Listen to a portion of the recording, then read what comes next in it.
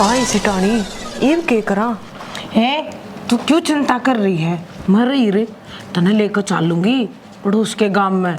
एक लुगाई इस साबूजा पड़ो को ती एक सच्ची बता दे है। अच्छा ए सिटानी तेरी बहुत बहुत मेहरबानी बेबे, बस इस बार बचा ले, तेरा एहसान मैं कदे नहीं भूलू। ए कोई ना, तू तुम्हारी सरपंचनी से और फिर मेरी तो जीजी तू लाडली सहेली भी से, तेरे खातर इतना तक करे सकूं सू। कोई बात ना बेबे, मैं सरपंच ते भी बता दूंगी, पर मेरे एक बात इवती समझ नहीं आली। मैं बेहोश तक गाड़ में हुई और जब मेरी आँख खुली, जब मैं घर आ पाई और सरपंच उड़ा था नहीं, बेरानी के धक्के खाए जा है।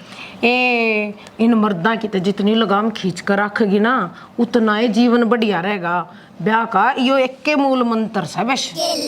कोई बात ना, जब आगे तो ध्यान रखूंगी। ठीक चाली मैं चालू जीजी। चल जीजी, मैं भी मरम पट्टी ला लूं।